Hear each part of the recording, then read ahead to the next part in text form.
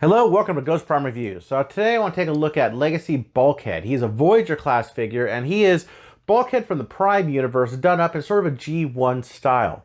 I think the choice of alt mode for him is very interesting. He's a Hungarian vehicle, and what's interesting about it is there's an American vehicle that looks very much like that one that was used for Hound in Age of Extinction. Now, back then, there was this community thought that he probably shouldn't have been Hound. He should have been named Bulkhead, that he was more of a Bulkhead than a Hound character, and that really fits in with this guy because he is transforms essentially into the same type of vehicle. But man, this guy actually is really cool, and I'm going to get into why he's cool and what I like about him in just a minute. But first, I would like you to hit that thumbs up button, subscribe if you haven't, and now, without any further ado, let's get to the review. All right, here's a quick look at him in the packaging, and as you'll first notice, there is no head. Now, I got him like this out of the store. This is one of the things with like kids and whatever else. Looks like someone pushed the head down. Hopefully I can get it back up. I don't know. I haven't had him out of the package yet, but if he's not broken, I'll be able to do a review of him out of the package. Anyhow, so we see him in robot mode, and we see him in vehicle mode right here, and on the side you have the head, you have his robot mode, and he is Prime Universe Bulkhead. You got the Transformers logo, of course the one part of the two pieces of the Decepticons and Autobots side. On the back, robot and car mode. You also get this QR code, which goes to this page. So let's get him opened up and out of the package and check him out. Here he is out of the box, and he comes with all the accessories you see here. He comes with this Gatling gun, Energon Gatling gun, which is painted. It's kind of gunmetal silver here, gunmetal gray, and he has the on the barrel tip overall, but it's all clear translucent plastic. Now he does have different parts you could go on him. He goes on the shoulders here. These little tiny ports here can be stuck on his shoulder right there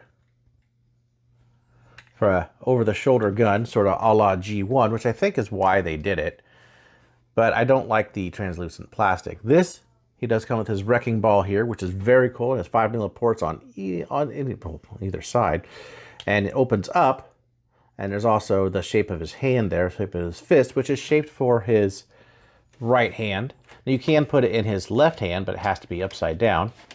So you could have it like that. He also comes with his shield, which you could flip down this little piece here. Have it as a shield, goes this way.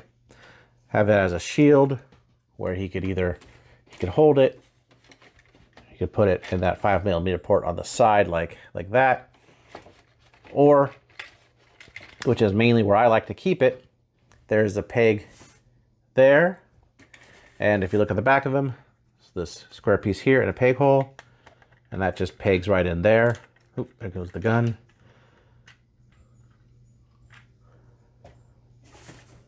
So you can have him like that. I love how he could just have it as a backpack or a shield. Works really well. Of course, he does come with a set of instructions, which shows basically what I just said, and a transformation, which is fairly clear. So just taking a quick look close up at this guy. His head is painted very nicely. I love the eyes with the black outline around them. They looks really good. Now, he does not have a moving jaw like the previous Transformers Prime Bulkhead, but he looks really good. This is done in translucent plastic, which is sort of a shame, but it's all painted really nice. I love the different colors of paint, the black and the green with the Autobot logo. They got the blue showing up there again. It's just really, really well done. Moving here, you got some wheels on the side of his arms, painted, have grills on the side of on his shoulders. This is painted, even though it's also cast in this silvery plastic. You got his waist right here, paint, silver paint, two different colors of green plastic. It's also show up on the back of the leg here and here. Overall, no real hollowness to speak of, with the exception of under there, which you can kind of see if there's light. This isn't here, and there's light coming back, and we kind of see where my hands are right there. But it doesn't hurt it at all. It looks really good. So like everything, I'm going to get into some comparisons before I get into articulation and transformation. So first up for that is his wavemate, RC. So you can see how two of these guys compare, Deluxe and Voyager. He is quite large. And here he is with Transformers Prime Robots in Disguise Bulkhead. I don't have the first edition of this guy, unfortunately. I never could find him. I had to settle for this one, which just is not as good. But there you go. There's how these two compare. Again, this is a Voyager, so it's Voyager size-wise. He's bigger. And I think that's kind of cool, because we have got a lot of small figures for being Voyager size, but they're just not. But let me get it close, see if I get close up and get their heads in there the same in the shot. So if you look at the Transformers Prime head, definitely has the blue eyes. He has the jaw, that jaw actually opens, closes. But that's how that looks. So this is how this one compares to that. They are very similar, and so he did a real good job of that head sculpt, I think. But that's where the similarities pretty much end. It doesn't have, so Bulkhead doesn't have these green thighs on Legacy. He does have the knees, but doesn't have the feet. So the colors are similar, but the way they break up are very different. Here he is with the Leader Class animated Bulkhead. This is definitely my favorite Bulkhead. As you can see, they don't compare much at all, but did just want to show kind of origins to today. And here he is with Optimus Prime, Shattered Glass version. All right, so moving on to articulation. Take this off here because I don't want to knock it off. So he does have a ball jointed head. Look up and down. At least I think it's ball jointed. Feels like I would. He can't really go 360 degrees, mainly because he gets hit on this part back here. His head is recessed a bit. I do wish his head was up higher a bit more than it is now. Not really a complaint. It looks good. I just wish it was a little higher. Now, these shoulder parts do get 360 degrees. Shoulders go out like that. He has swivel at his upper arms here. He has over 90 degrees at the elbow. Wrist swivel, waist swivel, but his waist is a bit low, as you can see, but it works okay. He does have thigh swivel, but he has these type of joints right here where he can't get a full 360. He could do, I guess that might be a little over 90 at the knee. He has ankle rockers, and he could go out pretty far, up and back further if you don't have this connected. So all in all, decent range of poses can be had out of this guy. And to get into transformation, let's first unpeg the front. Then we could take this little black piece, which is really tough. There we go, and lift that up. Take that back piece, kind of lift it like that. Actually, what's hard about this is you got to unpeg the arm. So you have these two pieces back here, and they peg in, these arms peg in through the front right here. They hold really, really nicely, but that's where they peg in. And so these actually come out, and then they go like this, right? And then from there, we can move this whole piece up, and then this head could come down, kind of hit there, and then from there, that'll give enough clearance for this black piece that rests right up in here to come and fill in the gap on the top. So we have something like this so far. And then from the back, take these and move the arms. So these are actually the wheels. They're not just for show. And I'll show you real quick. There is a peg here, slot there, and vice versa, and those will peg together. But first, take the arms, fold in the arms. Now this guy's joints are pretty tight on my example. So to go ahead and move that like that, and just press them together so they stay kind of like that. As I said, this piece will go over that. So they just go in like so. This whole top piece comes over, kind of snaps into place. Now these on top get pushed through, these two wheels, come back here, and peg these pieces and lock these pieces into place. So this whole piece is pretty solid. Then you want to take his legs and go ahead and there's another joint here, right there. So this snaps in and this, like that. It is really tight. And at first I didn't want to pull it when I got it. It was stupid tight. Go ahead and move this. This is also tight, like that. So this sits like this. And then let's open up these little pieces in the bed here. Also, I love the skid plate. Love the skid plate on the bed. Nice internal look, internal details is really nice. You're gonna take out these, which are the attached by a ball joint and will end up being the fuel tanks. So go ahead and just do that for each leg and go ahead and close them back up. Bend at the knee. Now, there is a slot and a peg right there, and those just peg in like that. It will be just a little less than 90. So kind of get that in there like so,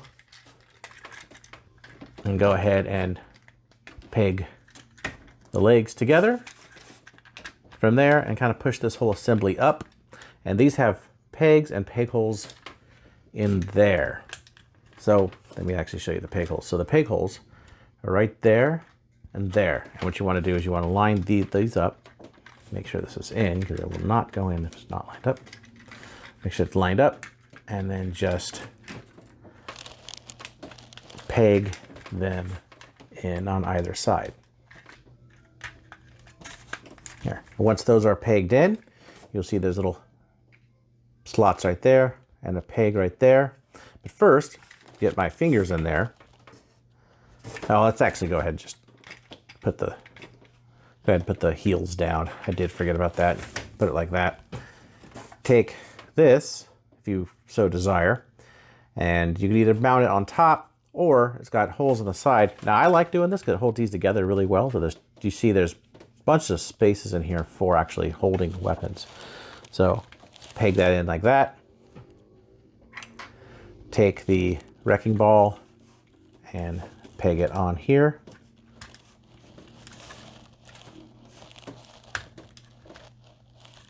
Like so. Go ahead and put this down. Peg those together. Like that. And then you got like this little ramp. Kind of close them up. And it looks fantastic. This vehicle mode looks just beautiful. And it's really accurate to the actual model. I mean, this is a little different up here, but it's, of course they can't probably because copyright issues, but it is really good. I actually really like the way the translucent windows came out. It looks good on it. And he rolls all right. I think part of it is this surface is terrible, but he rolls pretty well. And just look at some more of the details here. One thing I did really want to point out is the color breakup. I think the color breakup is fantastic on this figure, where you do have the kind of silvery gray plastic for the gas tank here. You could see his leg there, but it looks fine. I like the green is a lighter green, and also that light green shows up here and for the peg hole, but it has a darker color green that matches the canopy and the feet for the back. I think the colors really work on this figure. He looks really good. There he is from the underside. I think they did a good job on it. Better than I expected. Here he is with the Robots in Disguise Bulkhead. I'll move that around. So you get to see he is actually a Voyager of yesteryear size. So, no complaining about the size in this guy. He does pretty well with that. Here he is next to the Transformers animated leader class. I don't have the Voyager for this guy, but he is much smaller as he should be. Leader classes were much larger back in the day, but he is a vehicle mode, I guess, closer to that of the animated. I would love to see this retooled into an animated version. I miss animated. I love these designs. Let's do some final thoughts on this guy. So overall, I'm surprised. I actually like this guy. I was on the fence of even getting him. But he's won me over in a bunch of different ways. But there is some bad points. Some of the bad points include this being translucent plastic. Mine's already had a hairline crack on the inside from repeated transformations. So over time, this could actually break and shatter, and that would really suck. He has good sculpt work. He has fantastic posability. He really looks to be the character. This piece is not super big in real life, in person. It actually fits with his form. A lot of that comes from the field of view of the camera lens that you're seeing when you look at pictures. It makes us look really big and bulky and, well, bulkhead, but it looks overly bulky compared to his legs. He has some really good engineering. He's a fun figure. I love the two different colors of plastic and how they line up together in vehicle mode. A lot of thought, I think, went into this figure, and I'm really happy to have it in my collection. Again, it's not something I originally was going to buy, but I could actually recommend it. So if you really want this figure, you've been on the fence, you should take a chance. It's actually pretty fun. It's a really fun figure. So anyways, guys, I appreciate you getting this far in the video. Thanks for listening. Thanks for watching. And I'll see you guys later.